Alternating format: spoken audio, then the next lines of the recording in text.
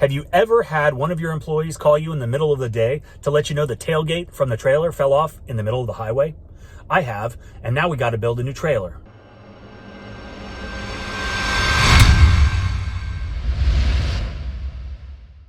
First, the bad news. The trailer is history, rusted out, not even worth trying to repair. Unfortunately, it's been so rusted, just the nature of the environment that we work in with sodium hypochlorite, H2O, very corrosive, and that trailer is done. It's no longer safe, and we are not going to risk the safety of anybody, including ourselves. So I have been on the phone trying to find a trailer that fits our needs, and it's nearly impossible to find a trailer right now. A lot of it has to do with the global pandemic that we're experiencing, which has apparently interrupted the supply line of parts coming in to the US for the manufacturers to produce these trailers. There is between a 6-week and a 6-month backlog.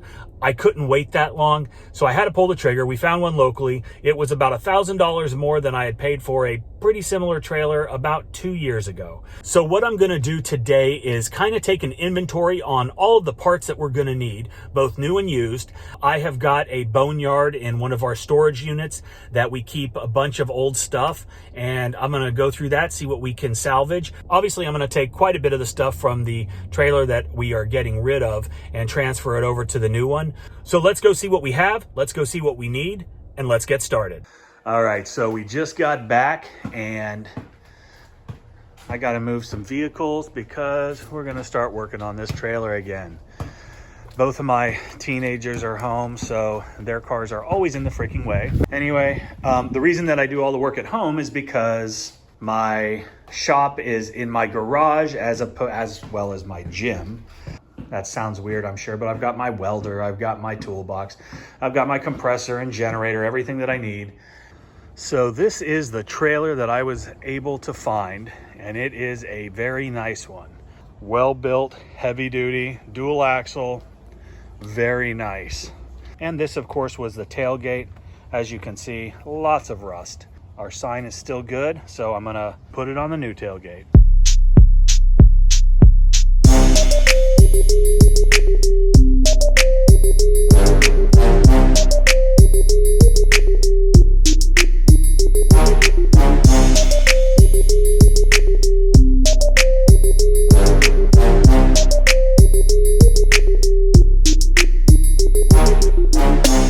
Prior to putting this exhaust downturn on, it heated this thing up and it is melted into the tank. So I don't know what's gonna happen when I try to bust it loose.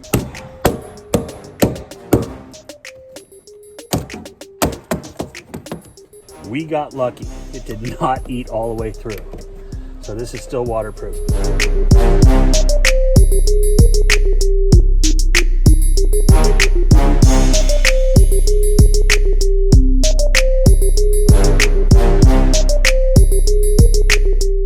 So our soft wash box had the aluminum legs on it, and when we just moved it, they got bent up pretty good.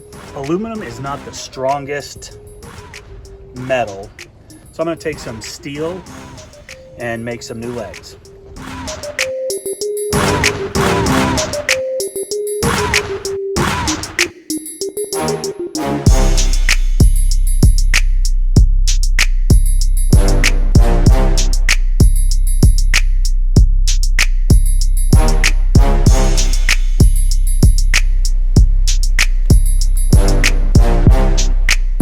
That sucks.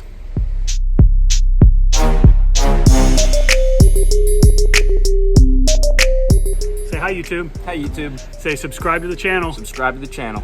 Leave us a comment. Leave us a comment. Give us a thumbs up. Thanks, buddy.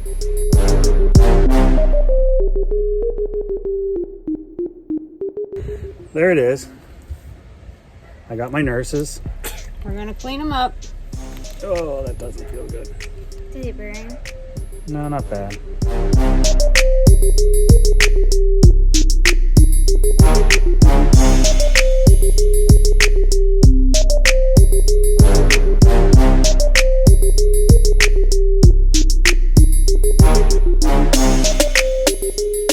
So that hose reel is all mounted up and secure.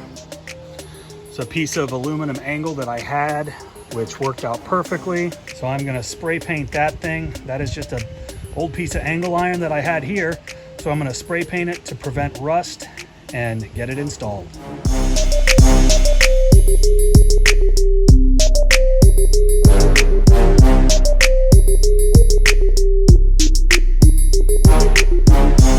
One of the things that we are going to install on this tank with a bulkhead fitting is a Hudson float valve, and there's a link in the description for this, but these things are great. Basically what it does, it is a high flow float valve. So once your tank fills up, it cuts off the water coming to the tank, so there's no overflow. You don't have angry customers saying, why are you using my water and it's running all over the street? So that's what we're going to do here, and it is simple.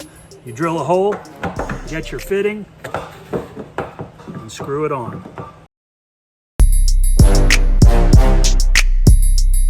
So thus far, we have got it pretty much mocked up exactly how I want it.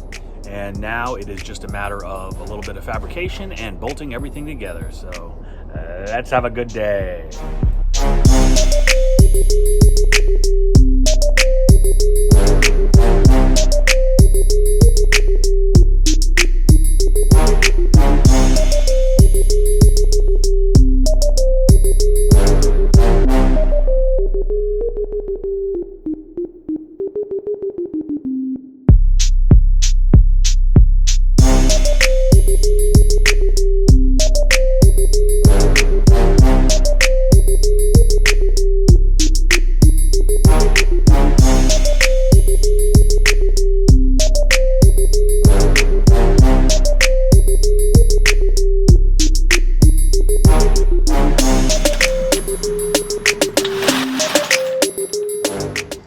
All right, so we are in the boneyard, and this is what I call this unit, which is where I keep all of our extra stuff. So I'm trying to determine which backup pressure washer I want to put on. I'm going to use that one and that one on that trailer when I do that build. So let's see. I guess it leaves us with this little one.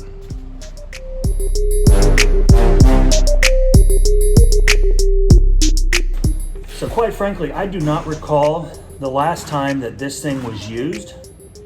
I do know that it's functional, so probably gonna have to clean out the carb, clean out the gas tank, check the air filter, change the oil, and honestly, I don't even know what GPM this is, but I am going to figure all that out, get it up and operational, and mount it on that trailer. All right, so this is a little motor that I pulled out of the boneyard, and it has not been on a trailer probably for 5 years, I would guess. I'm gonna hit it with some starter fluid and crank her up and see what happens. I also brought my jump box to hook it up because it does have an electric start. Let's check this thing out.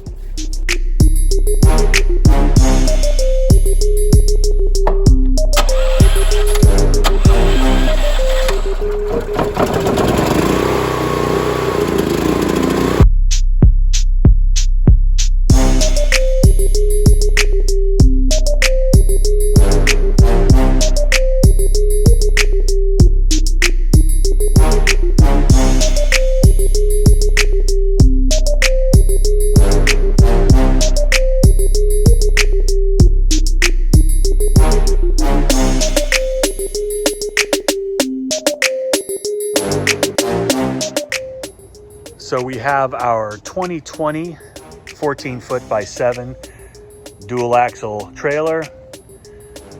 We did utilize about 99% of components that we had already, which made this a very budget-friendly build.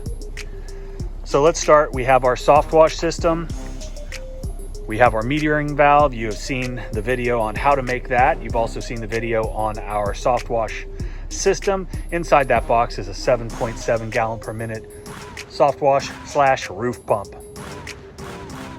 Attached to that is our Titan hose reel.